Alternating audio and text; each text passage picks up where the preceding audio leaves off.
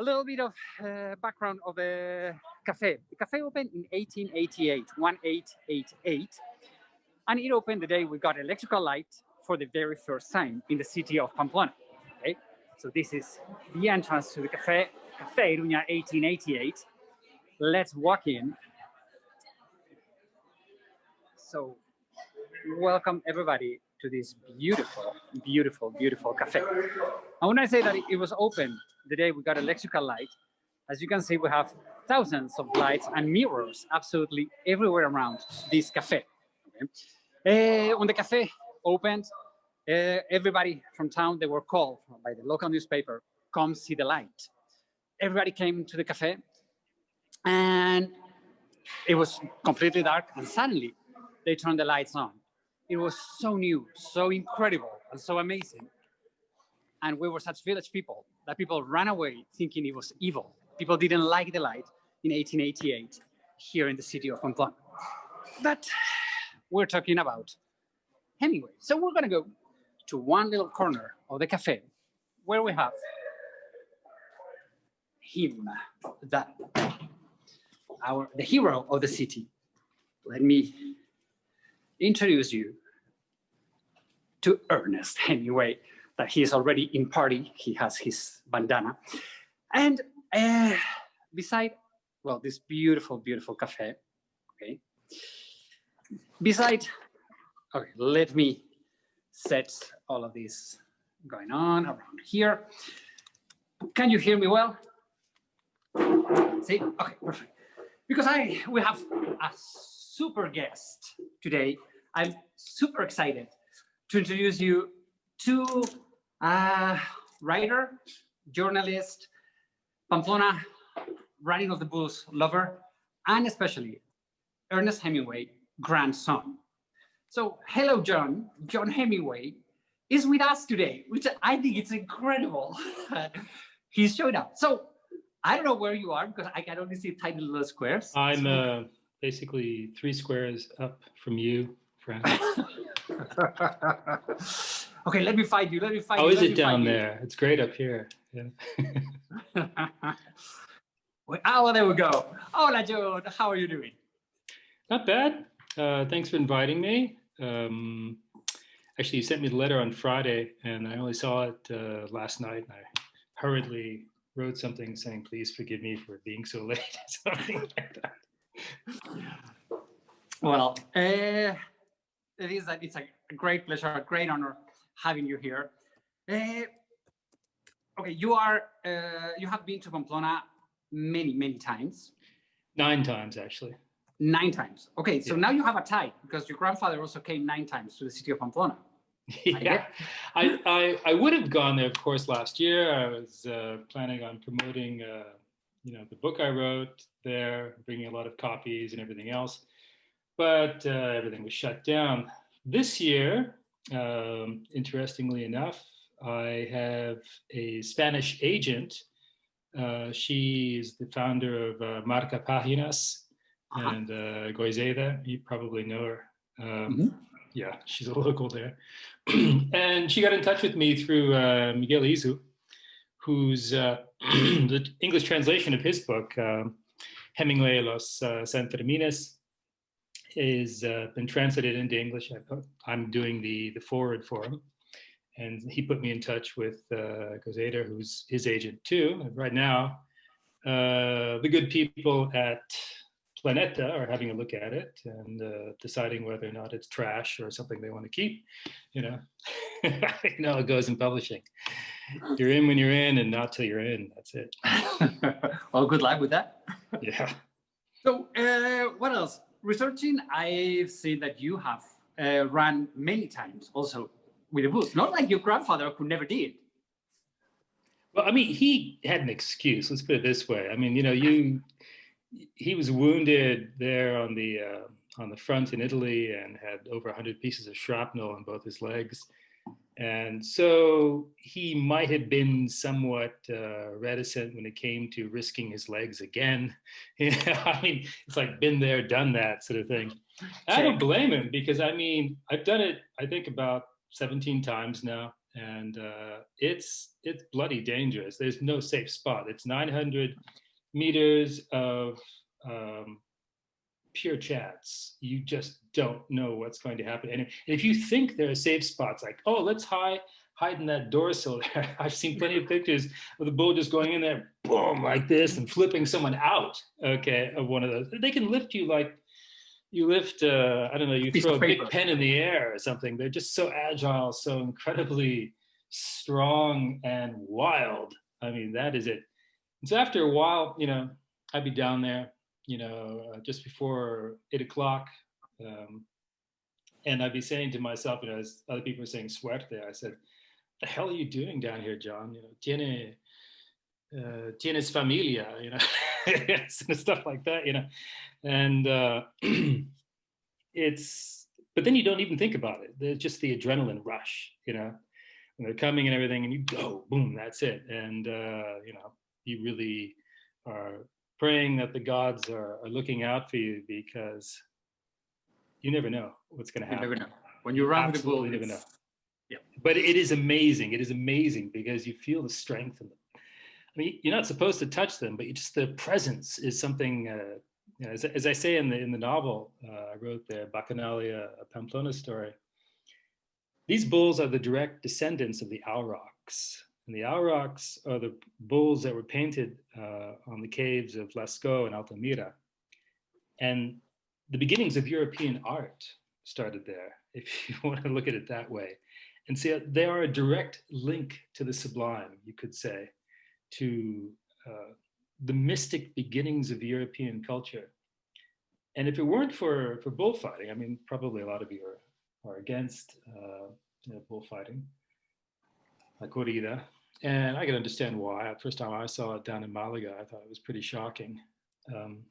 But it is something which enables these bulls to exist, because otherwise they would not be bred as they are.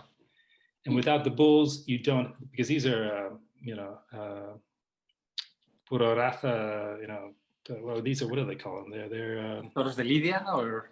Yes, de Lidia. Okay. And, you know, they are specifically bred for this, and they're kept in the wild until that day when they're taken to the rings. Yeah. And it's just amazing. I mean, God, these animals are a presence, really. I'm personally also in love with the bulls. I think it's the most beautiful creature in the world. It's power, it's a strength, it's nature. Yeah, it's absolutely. the essence. Totally. Yeah, I agree with you on nature. That. You've got to see it. You've got to see the running of the bulls, and even better if you can run with them. You know, that's, you know, you take a chance. I mean, it's an amazing thing. It's the one country in the world which allows you that moment in which you can experience the ephemerality of life. You don't know how it's going to go, because that is always what life is. Any moment can be your last. I remember once meeting a Portuguese matador, and I asked him, you know, was he scared? I mean, he'd been gored a couple of times, you know, and he said to me, John, death is all around us, always, at any time. And this is something you learn when you are a torero. And it just teaches you to respect that and to understand that life is ephemeral, can end in an instant, and that you must live every moment as if it were your last.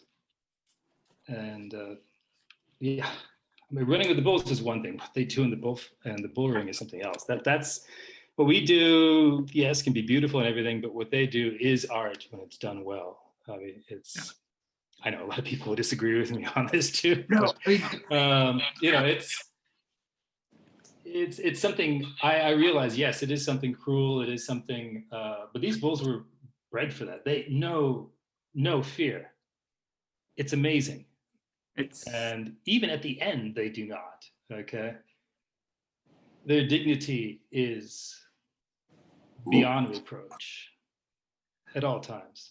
And I think in The Sun Also Rises, Ernest, he really, the way he describes the bullfighting, it's that part. I mean, it's that respect, strange respect of life and pride and honor and the whole thing. So yeah, I think the bullfighting, you have to see it to try to understand it, which is very difficult. But it's not a sport. A lot of people say, oh, it's so unfair. It was never meant to be a question of winning or fairness or anything else. It is a drama. It is drama. You could say, in a sense, it's theater, in a sense. And the bullfighter is the act. He is performing, and he's judged on his performance, and as is the bull too. Yeah. You were talking about your book, Bacchanalia, that, mm-hmm. by the way, we are going to post the link to his book, mm-hmm. Which, when you read it, you're going to see that it's like a modern The Sun Also Rises. And in both books, the essence of the city, the essence of the celebration, the essence of the party, it's there. I was going to tell you, John, as a foreigner, but if you've been so many times, you're not a foreigner anymore. But what was the first thing that attracted you? What was, out of the fiesta, out of this crazy, you have to think that Pamplona, we're only a little bit over 200,000 people. And during that week, we go over 1 million. Oh, easy. I mean, they say that during the whole fiesta, upwards of 11 million people visited. You know, I mean, that's insane. Especially in the beginning. On the day of the Chupinazo, on the 6th of July, there, place is jam-packed. Okay. And it just, if you're there, as often I am in the Plaza del, wherever it is. Ayuntamiento. City Hall, yeah, Ayuntamiento, yeah, there we go. I need to be there for about a week, you know, and drink with some friends and stuff like that. Then my Spanish comes back to me. Yeah, right now. I've been doing too much other stuff in Italian, so I'm used to that, you know. But anyway, usually when I'm speaking Spanish, I'll insert an Italian word if I don't know the Spanish word. People look at me sort of say, "Oh yeah, that." Okay. But yeah, the atmosphere is incredible. It is just this energy of hundreds of thousands of people, millions of people, many of them who've been drinking since 6 a.m. or something like that, or even before then, and who will continue drinking throughout the day and into the night until the next morning when they have the first rum with the bulls. And you see them, some of them, you know, have been up all night and they're still going to rum with the bulls. If they're super, super drunk, the local police will just sort of say, afuera, and just kick them out, you know. Or if they're doing something stupid like wearing, I don't know, GoCam or GoPro on their heads or something like that, you're not supposed to do that. I've seen women go in there with high heel shoes on, you know, and say, holding their tennis shoes, and I'm going to switch, you know, when I see the bulls coming. And I'm like, no, you're not going to have a chance. You got to do it now. But the atmosphere, the party atmosphere is incredible. You know, it's very spontaneous. You can make an appointment to see a friend and you'll never see him, and then maybe you'll bump into him, and then you'll meet other people that you didn't know. It's just so extemporaneous, so full of life. I mean, you know, la fiesta está por la calle. That's what they say there. You know, it's out there, and you make it. And the people make it. Of course, there are a lot of events, and they have concerts too, and all the rest of it. But then friends are meeting, and then they go bar hopping, and then maybe you get behind a peña band, you know. And these things play all throughout the night, you know, going throughout around the streets and everything else, and playing their songs, and it's insane, man. I swear to God, you need. I just sort of, for a while, I think usually I kind of like give up eating in the first couple of days, and I'm just on the liquid diet, you know, gin and tonics and beer basically. And I lost track of time, I believe, in the beginning. Somewhere between the 8th and the 9th, I was confusing dates and people I met and places where I was or wasn't, you know. It's so crazy. It's crazy. And then you meet a lot of friends every year that you've met beforehand. This is the great thing about it. The best thing about it is friends. Yeah, without a doubt. And okay, so now let's go a little bit to The Sun Also Rises, which is the book we've been reading, and all of this riding of the bulls. We have a video that what we're going to do, we're going to see it once, then I'm going to put the characters, let's put it that way, in the video, and we're going to watch it again, so you spot the different, it's just like 5 seconds. There's nothing gory, okay? So don't panic. So please, Trish, if you could put the little video on, let's see if we can see it. Yes, like 10 and seconds. if there is not sound on that, sorry, forgive me for that, but we definitely do have the video. So here we go. Can you guys see that? Fran, can you tell me, can you see the video? Yes. Okay, here we go. I'm gonna make this full screen. Check the guy with the circle. Oh, check everybody.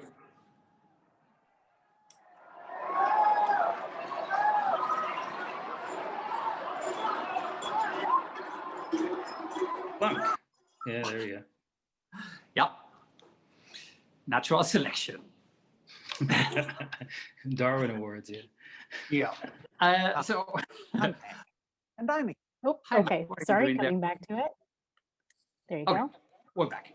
So the issue is that, as you have said, the Rhine of the Bulls, it's fast, it's super chaotic, and it's a moment of really quick decision. So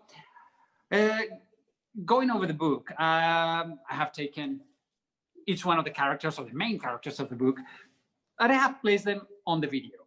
Okay, so because I think the book, or Ernest Hemingway uses the running of the bulls as a metaphor to see or to show us how each one of us deals with fear, with love in this case, or passion in this way. Okay, so I'm gonna set, and this is my point of view. Obviously, this is where I want this discussion to start with, because each one of us, we're gonna have a different opinion. Who is who in the book? Okay, so for me, Lady Brett, Ashley, she is the bulls. She's the passion. She is the one that runs everybody off. It's like, oh, too much passion, right? That's Lady Brett.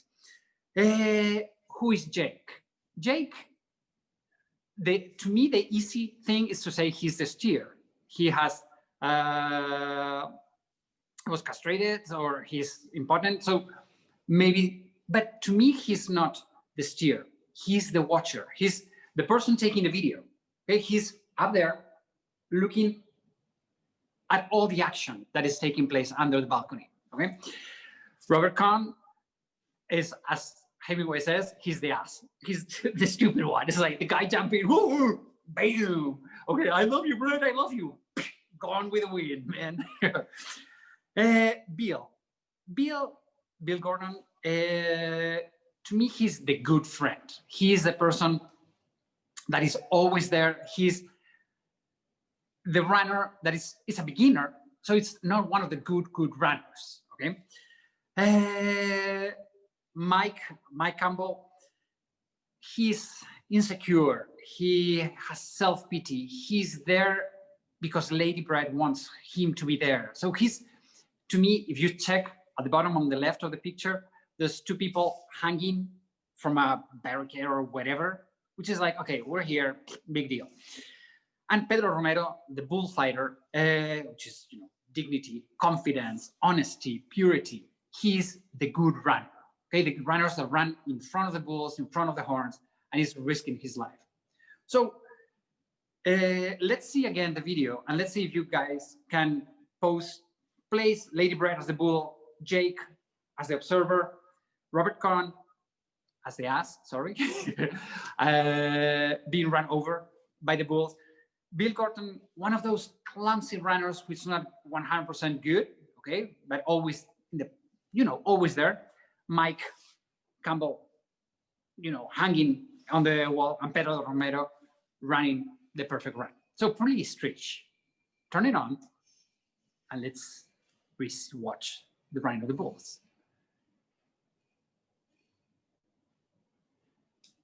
Or maybe not.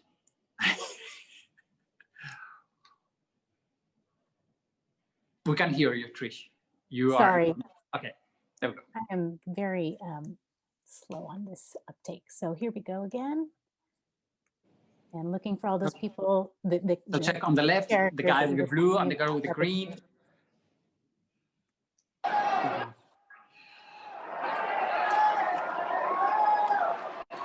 Lady Brett coming, about to run over everybody. There goes Mike. Are you sorry, Robert? Okay. So, how are we going to do this? Because we've been thinking. It clearly was only possible with support from our viewers. Okay, go ahead.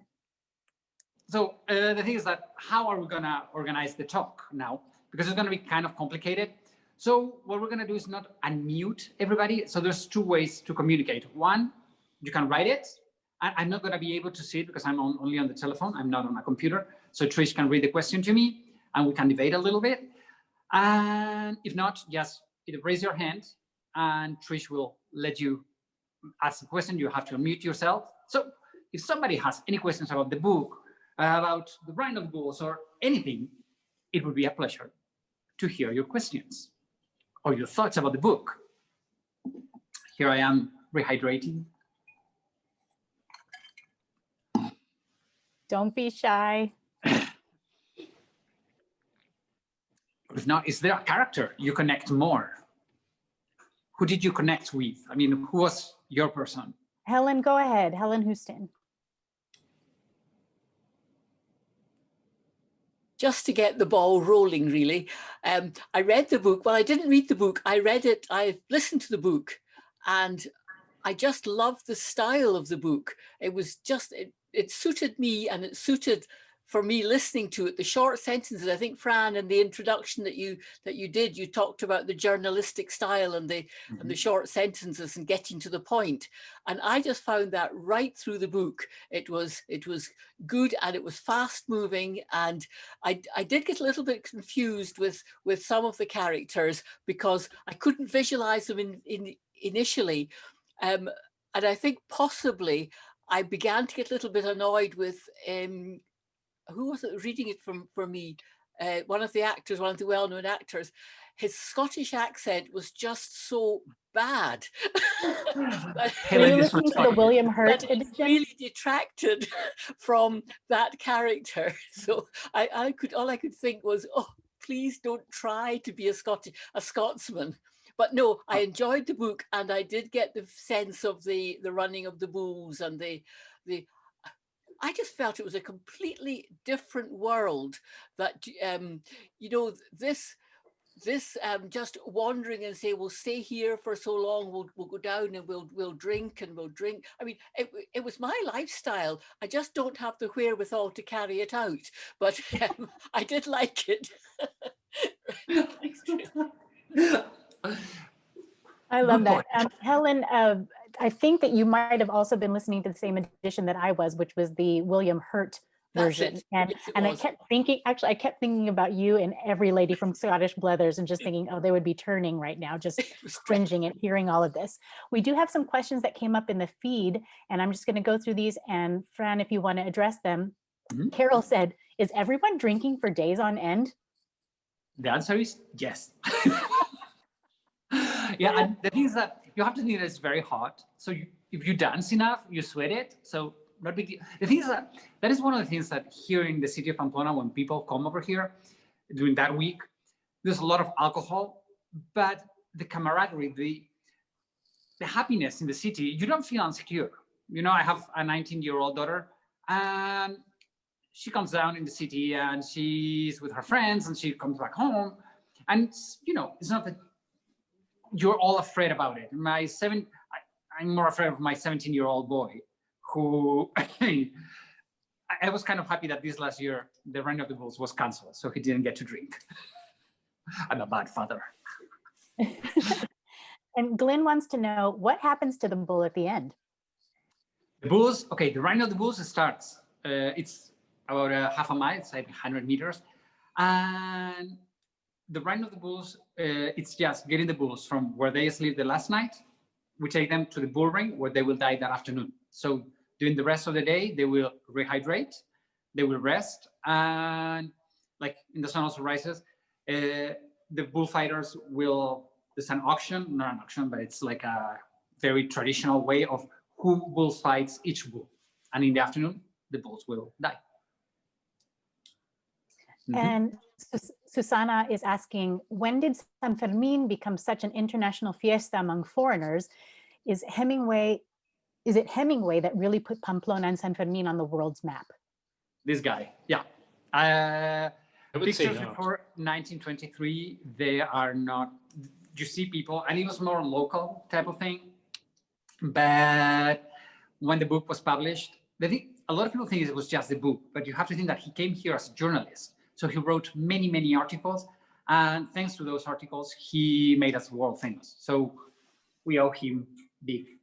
Tour guides, we love him. Can we get John to give a little insight into that too, maybe from his family perspective? More from my family perspective, I'd say from the perspective of the writer Miguel Izu, whose book I'm reading now in English. He's saying that Pamplona was already quite famous at the middle of the 1800s and throughout Europe.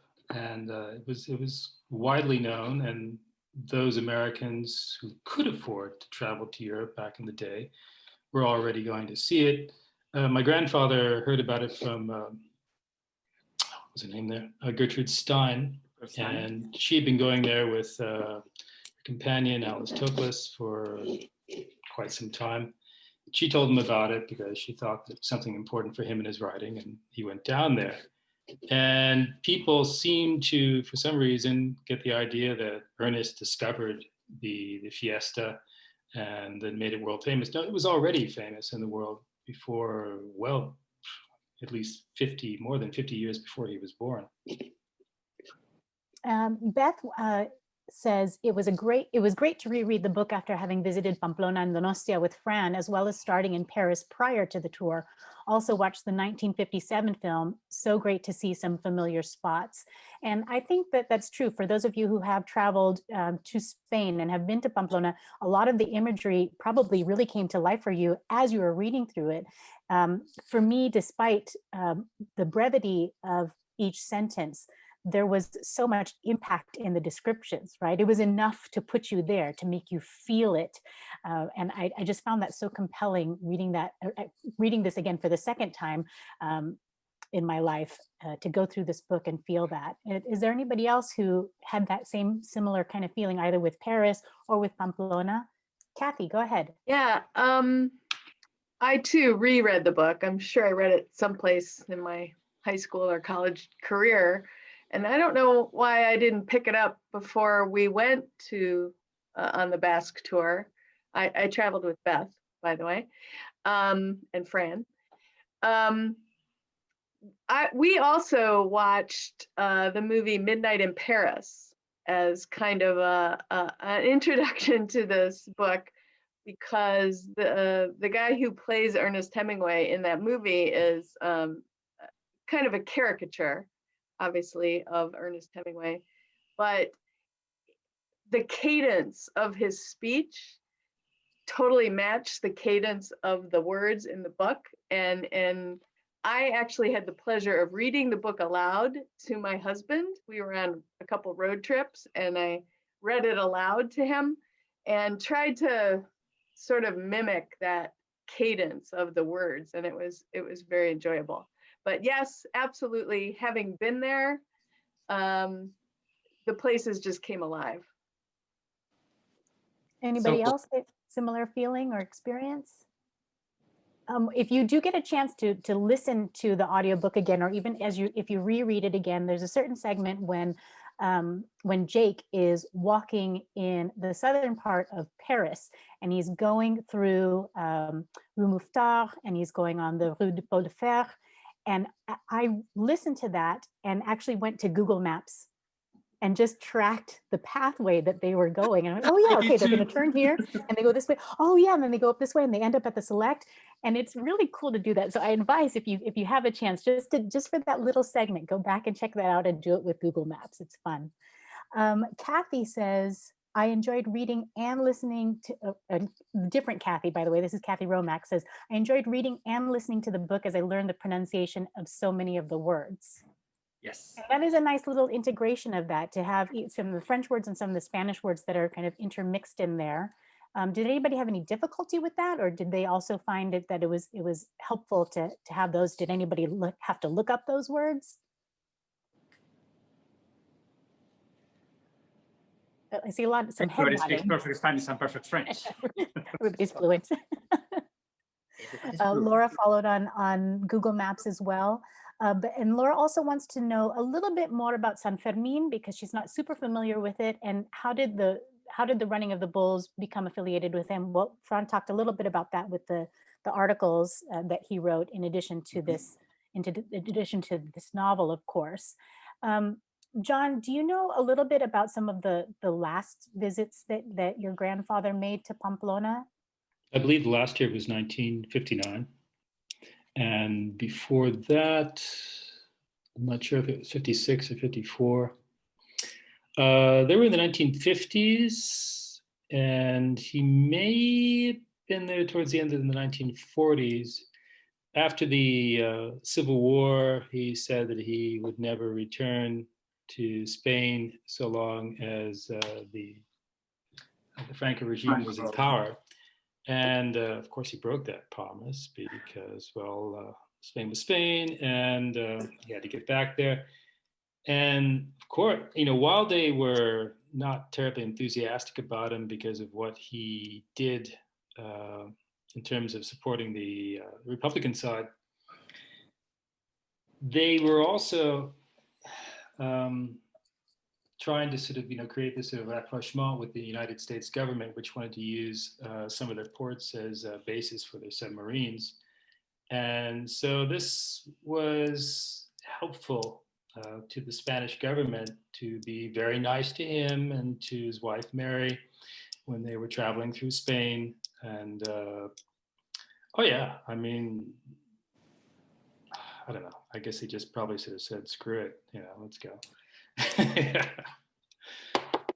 A lot of people get on his case for that, definitely. Let me just interject with another question that's coming from Kathy. What character do you think Hemingway identified with the most? Is that a question? And I guess that's an open question maybe for everybody because, okay. I mean, obviously how we interpret what Hemingway writes, there's intention obviously behind what he does, but we always, I think, whenever we read, impose our own perspectives and world paradigms and all of that. So do we all think the same way? I don't know. Fran, who do you think that he identified? Who do I think? I was now going over the characters. Maybe I think could be Ladybird, that passionate, that, I'm free, I do whatever I have to do because it's me, the one, that self-confidence that it seems to be self-confident, but at the end, there's some weakness on the back at the end of it. I mean, Ladybird needs Jake, and so maybe it could be her. It's kind of like a twisted game, but what about you?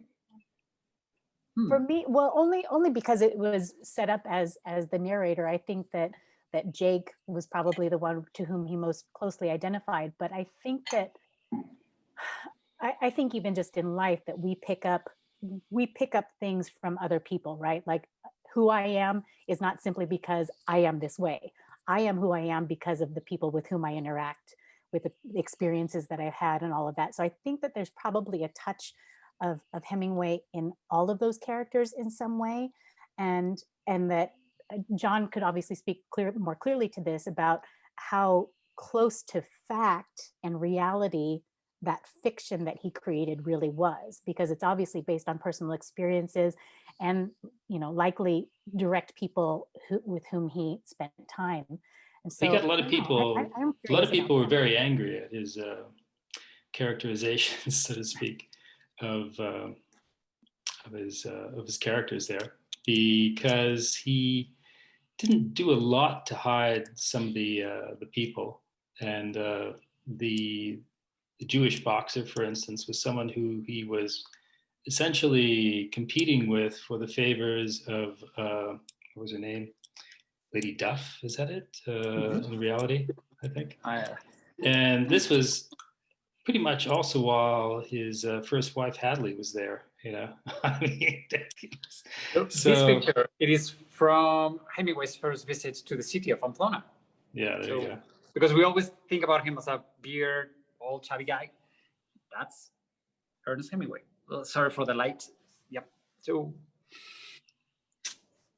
But as to who resembles him most, it's hard to say.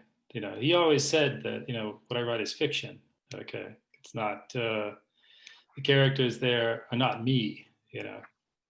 So I think that's true just about any writer who does fiction. Sure, part of you may be in a character, but it's never totally you. I mean, I can't think that Jake would be someone that he would identify with. I don't think his nuts have been blown off in the war, sort of thing. Otherwise, I wouldn't be here. You know.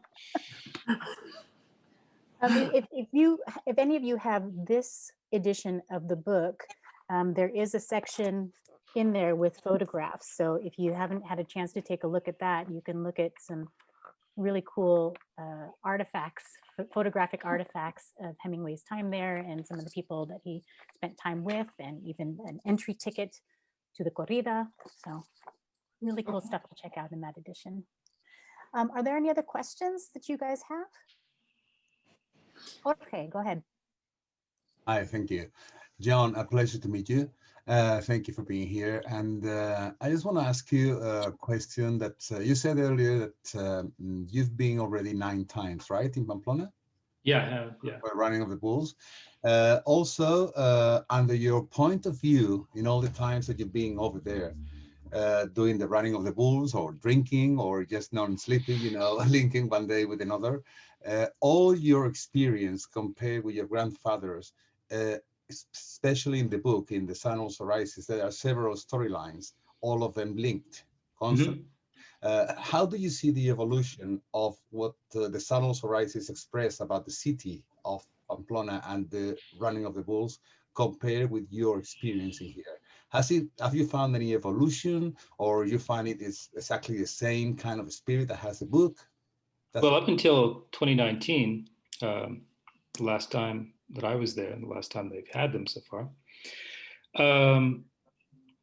I could definitely say that the number of people who are at the fiesta has increased significantly.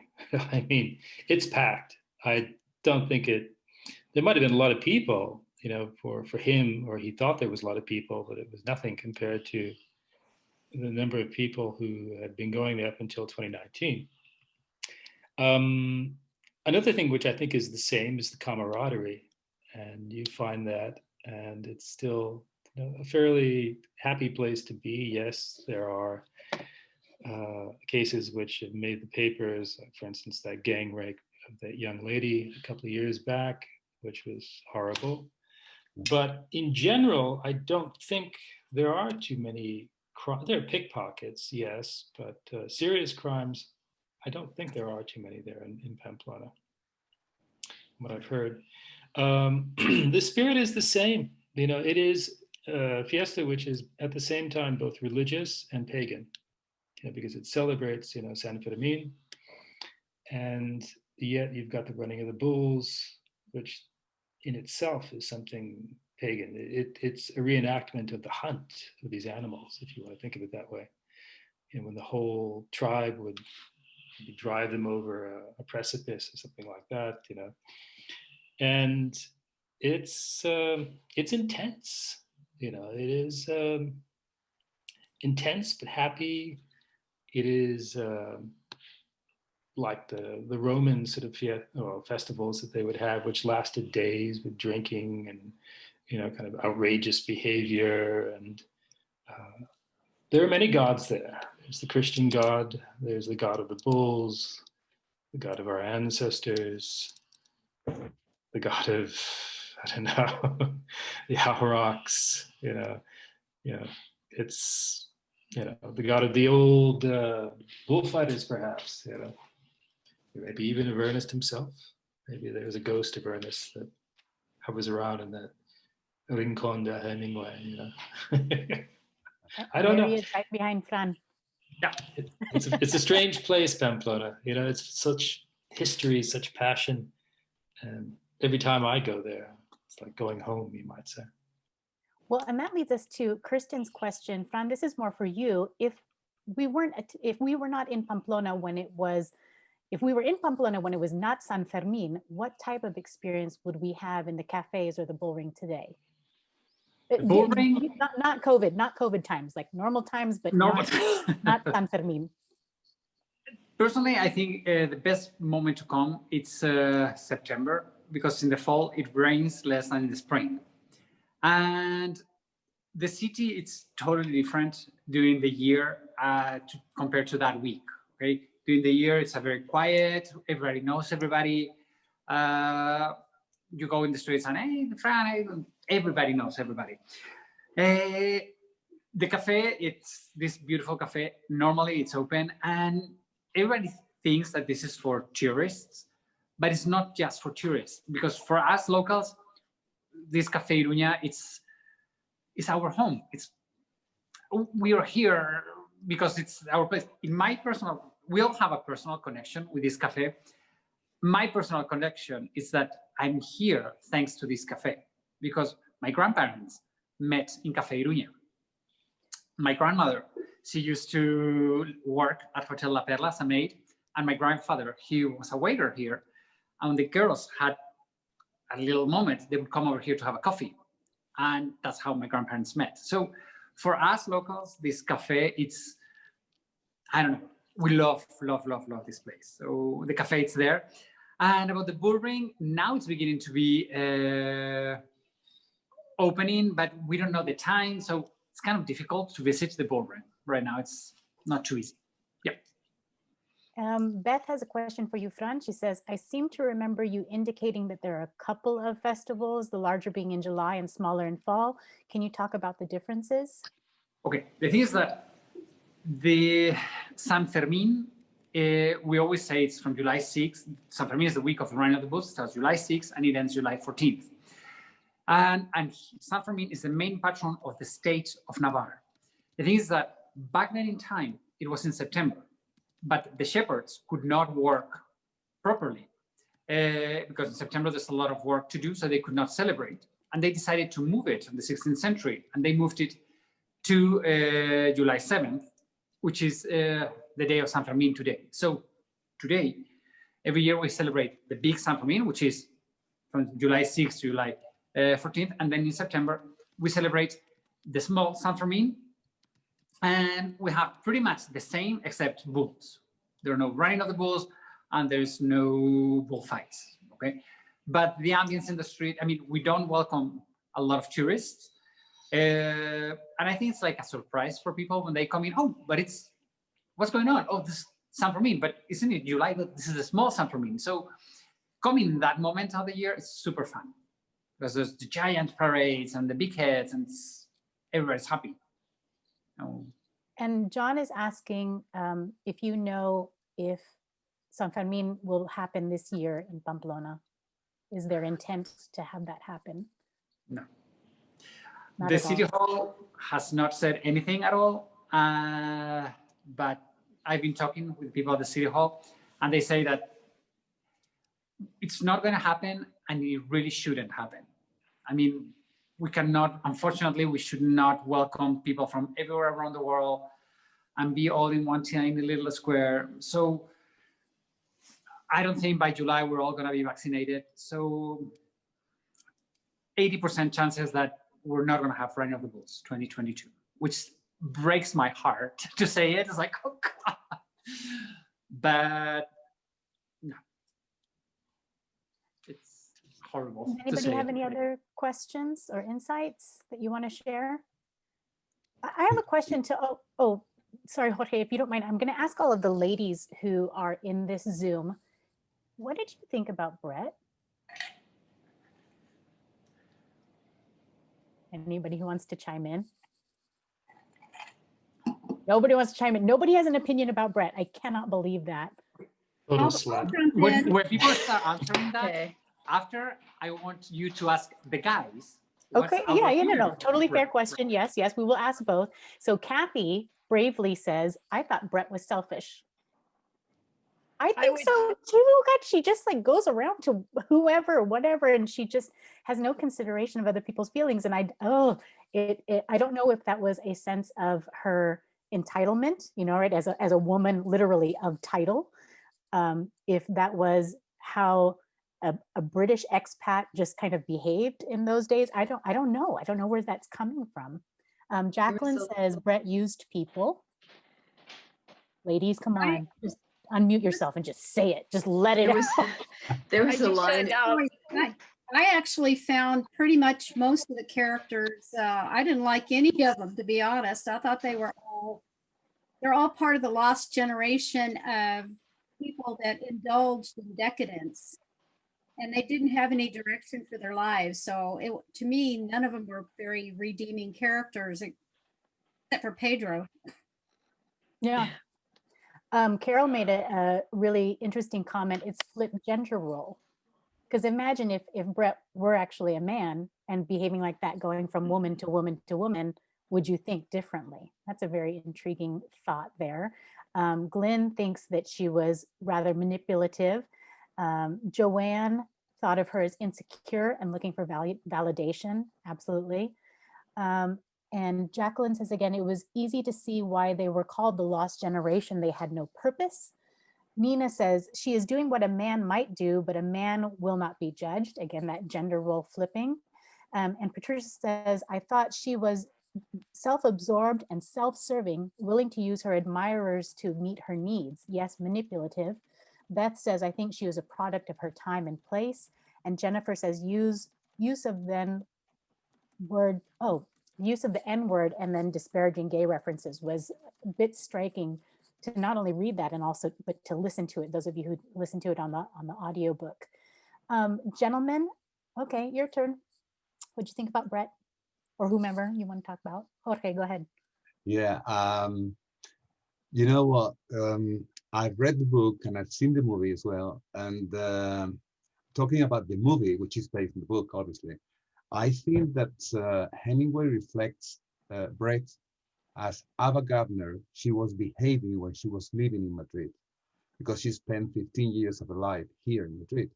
Interesting. And I absolutely saw her, because I mean there's so many stories about Hemingway as well. John, your grandfather, he was also a fan of Madrid, and Ava Gardner behaved that way herself as a personal woman here in Madrid. She loved the nightlife.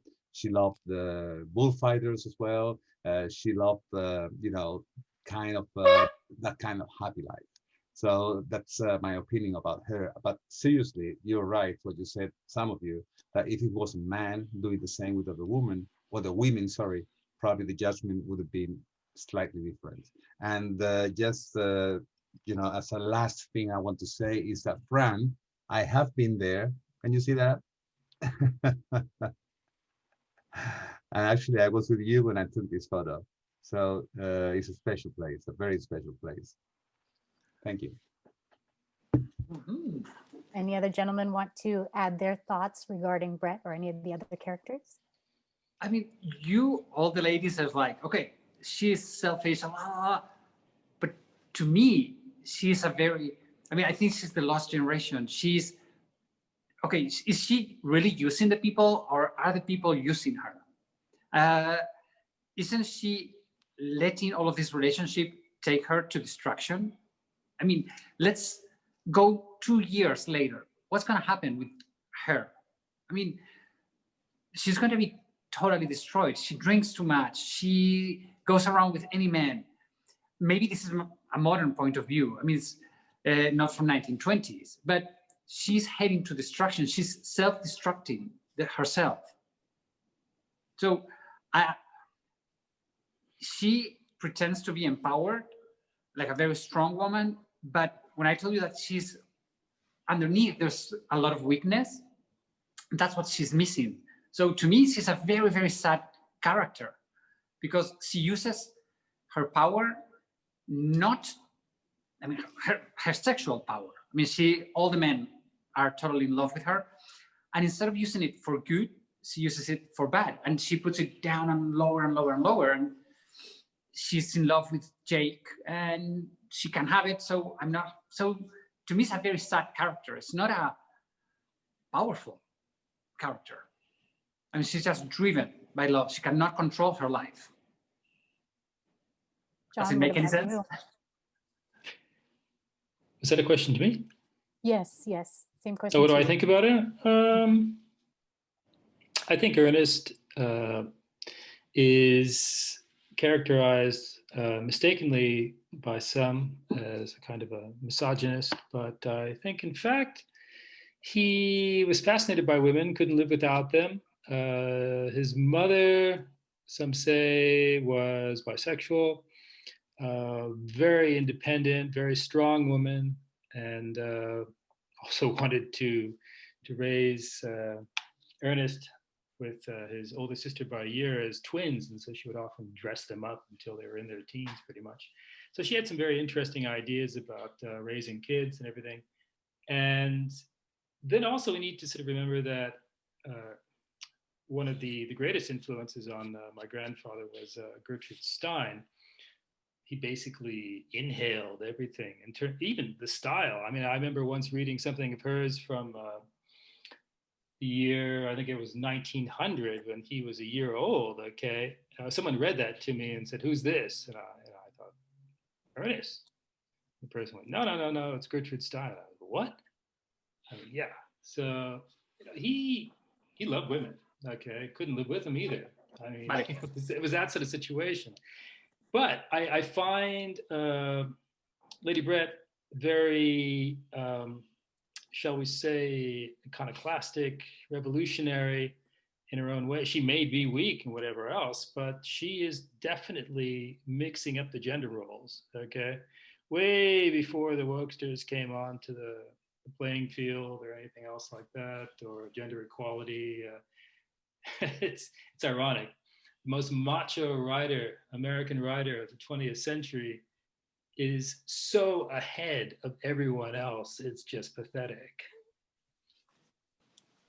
Those are really cool insights. And I think too, just about, her physical description with having the short hair. And then when Pedro is saying, you could be more womanly, or, be more lovely in this way and grow out your hair, and asking her to be something different than what she was. And really, she's just being her flawed true self, but her true self, I think. A couple of more statements. I'm noticing Fran actually has to step outside. Yep. As you all know, everybody's under COVID restrictions, and in Pamplona, they reinstated some other restrictions just on Sunday. So he cannot be inside the building for much longer. He's still staying with us, but he's going to transition outside. As he does that, I'll read some of these. Jacqueline says her only true friend was Jake. Carol says, I wonder if Jake had already been destroyed by his impotence, or did his impotence protect him from being destroyed by Brett? Glenn says, to be honest, I don't think this generation, meaning the current one, is any different from the generation of the book.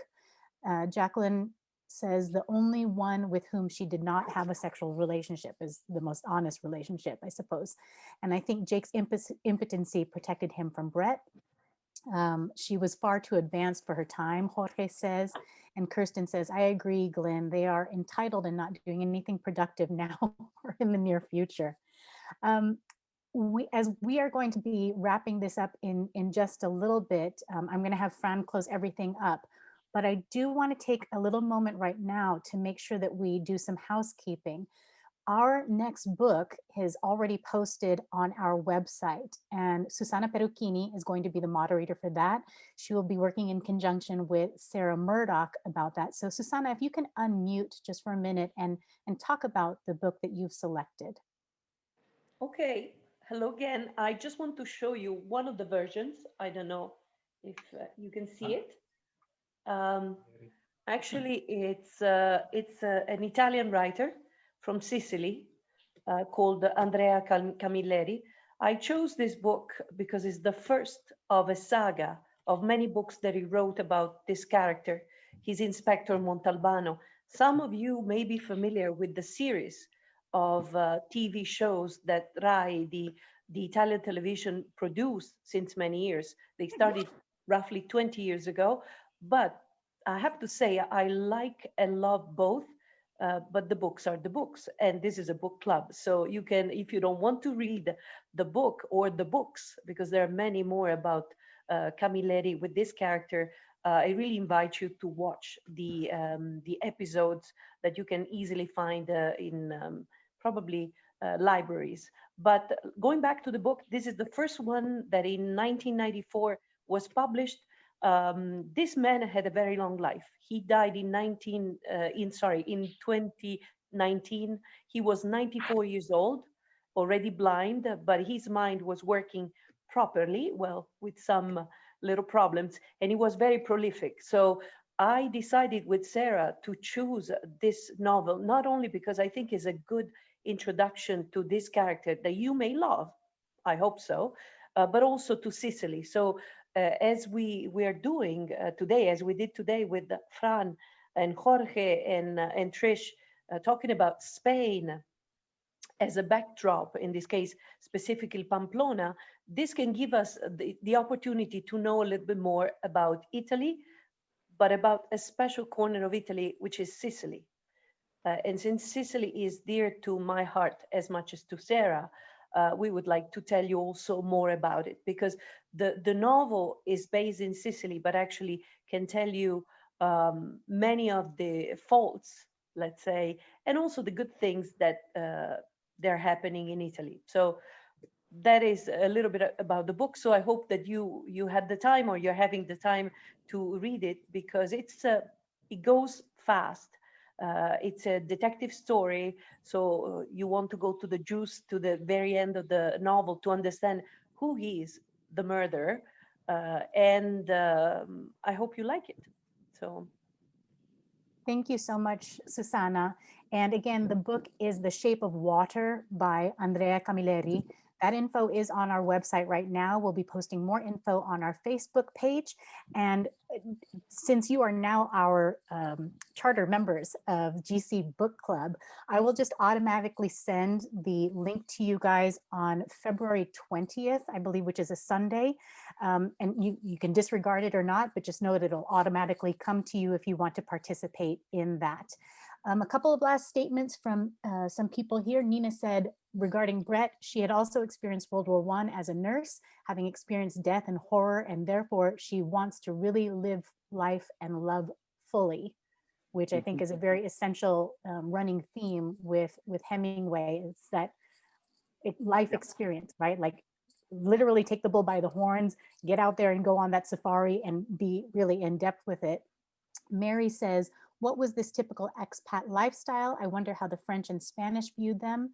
And then just a couple of statements regarding the new book that we're going to be talking about. Fran, if you wouldn't mind just kind of wrapping all of this up. If you guys also, just as a reminder, if you want to add to other comments, you can do that on our website under the listing for The Sun Also Rises. You can always add stuff on Facebook, and I'll have Fran tie everything up right now. Okay. No police around, so let's take this up. So everybody, thank you so much. I hope you have enjoyed reading The Sun Also Rises. John, what can I say? Thank you. No, thank you so much for being today here. I leave you with this picture of me and two of my friends at the vodka party, where they serve you nothing but orange juice and vodka. Okay, and if you're drinking something else, they take it away from you and give you a proper drink. Which, of course, is vodka. This is what the fiesta is all about. Friends, drinking. So cool. So really, John, thank you so much for being today here. And everybody, thank you for giving it a try. And thanks for keeping up with all the little mistakes we have done with technology and this and that and that and this.